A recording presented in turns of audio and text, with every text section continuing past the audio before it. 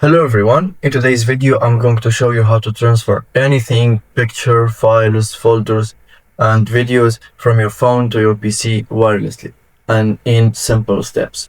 So first you need to go to your laptop and then you open any browser that you want, and in the search bar you type QuickShare PC and you will see here you can use the simple one, for example, and when you see this page you click on download and it will be downloaded. For example, after you finish downloading the application on your PC and launch it, you go to your phone and then you go to your media here and you can choose whatever that you want to transfer. For example, let's go to documents and choose this PDF, and you will see the option share. You click on that and here you will see the first option, quick share. You click on that and it will locate and search for the devices that near to you, and which is going to be your laptop, and just choose that device and it will be transferred to that device.